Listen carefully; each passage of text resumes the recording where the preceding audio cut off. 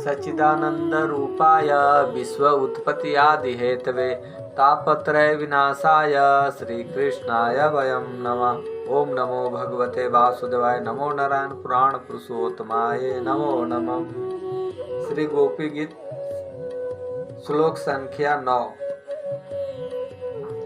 हे नाथ, आपका परमानंद देने वाला कथामृत संसार में भस्म हो रहे लोगों का जीवन है। रसिक ज्ञानी कवि भी उसकी प्रशंसा करते हैं।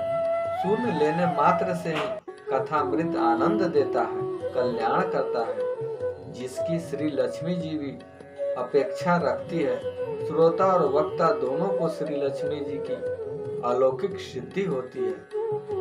यह कथामृत स्वत्र व्याप्त है और इसके भगवदीय श्री व्यास, श्री सुखदेव जी आदि इसका जगत में यशोगान करते हैं। वे महापुरुष अति उदार है। इस कथामृत का पृथ्वी पर जो गान करे वह महाज्ञानी है। गोपियों का प्रेम ऐसा अति अप्रीतम था कि श्री कृष्ण कहीं भी हो, पर गोपियों को श्री कृष्ण के दर्शन घर में होते थे।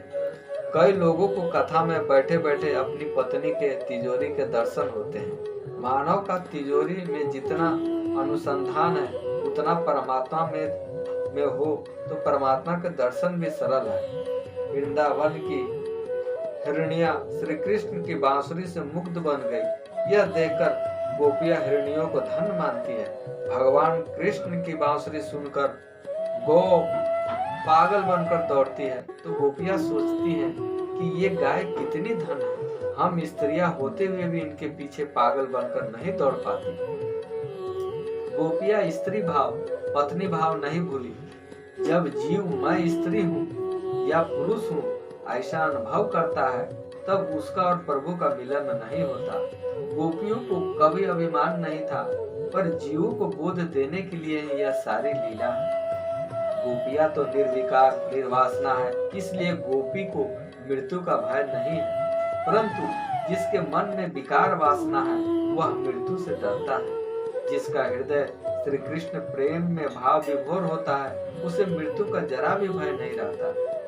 श्री कृष्ण के प्रेम में लीन बनी गोपियां जानती हैं कि मृत्यु के बाद मैं श्री कृष्ण की सेवा लीला में जाऊंगी, भगवान के चरणों में जाऊंगी, फिर मुझे मृत्यु से डरने की क्या जरूरत है।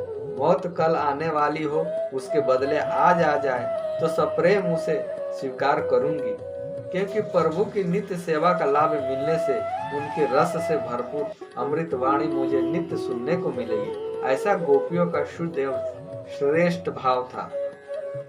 श्री कृष्ण कथा ऐसी मंगलमय है कि संयोग में अधरामृत का दान कराती है और वियोग में नामामृत का पान कराती है। इस कथामृत का जो भक्ति भाव से पान करता है उसे सभी जगह आनंद ही आनंद दिखलाई देता है। जिसके मन में वासना न रहने से उसका मन कभी बिगड़ता नहीं। इसलिए स्वर्ग के अमृत से श्रेष्ठ कथामृत नामामृत है। यदि हमारा कन्हैया सुखी होता है तो हम चरण रज देकर भी उन्हें ठीक कर देंगे। वे ठीक हो गए। इस प्रकार गोपियों को सच्चे प्रेम की परीक्षा हुई। सुख और दुख मन के धर्म है। अधिकतर मानव अज्ञान से दुखी होते हैं। समझ में सुख और अज्ञान में दुख। अज्ञान से ही बैर और वासना जागृत है। मानव को कोई दुख नहीं देता। दुख तो मानव के कर्मों का फल है। कोई किसी को सुख नहीं देता और न ही कोई किसी को दुख देता है। संसार कर्म भूमि है। किए गए कर्मों का फल भोगने के लिए यह जन्म मिला है। करेले का बीज बोए और आम को आशा रखे यह अनुचित है। मानव का अपना बोया हुआ काटना पड़ता है। याद रखे इस जगत में कोई किसी का कुछ नहीं बिगाड़ता। जय जय श्री राधे, जय जय श्री राधे, जय जय श्री राधे।